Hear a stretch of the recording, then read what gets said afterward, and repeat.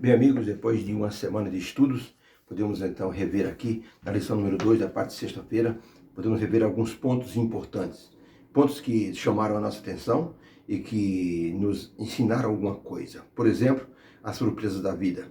Podem ser dolorosas, podem acontecer de várias formas, quebrando muitas vezes a sequência dos nossos sonhos, a nossa rotina diária. Você acorda todo dia, não sabe o que vai acontecer aquele dia. De repente, uma provação, um crisol da vida, que no conceito bíblico não devemos estranhar. O apóstolo Pedro diz assim: não estranhem fogo que vem sobre vós para vos provar. De maneira que nós estamos no meio de um grande conflito.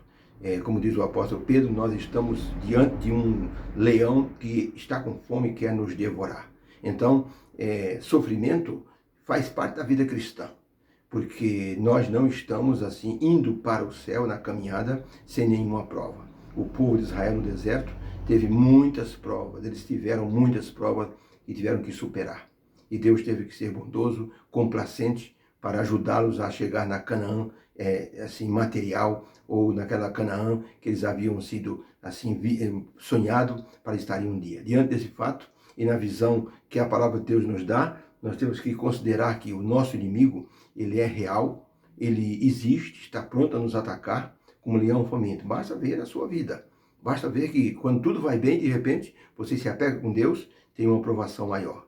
Nossa reação deve ser de confiança em Deus. Confiança para que Ele nos ajude na resistência aos ataques de Satanás. Por isso o apóstolo Paulo nos recomendou a armadura divina, o capacete de salvação, a espada da fé, a couraça da justiça, os pés calçados com a preparação do evangelho. E ele chega a dizer o seguinte: para que vocês possam resistir aos dardos inflamados do maligno. Alguns pensam que podem enganar a Deus e pecar sem nenhuma consequência, por engano. Sempre aquilo que a pessoa plantar, a pessoa vai colher, porque o pecado pode nos devorar como um animal feroz. Havia um homem que, um oficial inglês na Índia, ele pegou um tigre pequenino, começou a cuidar desse tigre como se fosse um gatinho. O tigre cresceu 10 anos, 12 anos, era realmente uma beleza, um animal de estimação que todo mundo admirava. Aquele tigre branco, maravilhoso, as pessoas se admiravam. E esse tigre vivia na casa dele e todo mundo assim se admirava assim, de como este animal ficara domesticado.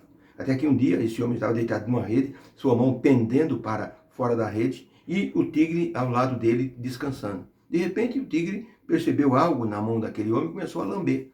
A rugosidade, a aspereza da língua do tigre logo produziu um ferimento no dedo daquele oficial inglês. Quando o tigre ele tomou assim um pouco do sangue daquele homem, a ferocidade daquele tigre ela voltou, a selvageria voltou à tona. E ele então abocanhou a mão do oficial, que estava com a farda ainda, teve tempo de com a mão esquerda levantar-se rapidamente e pegar a arma e disparar contra o seu animal de estimação.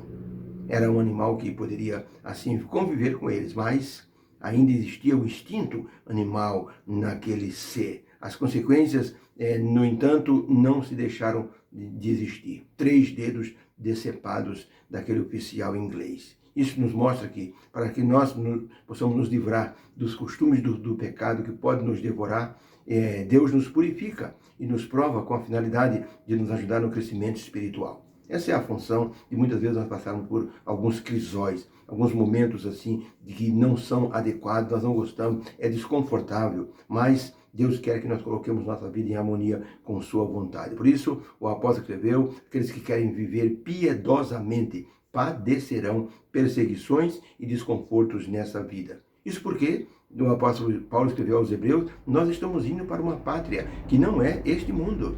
E como diz o profeta Miqueias, levantemos, porque este não é o nosso lugar de descanso.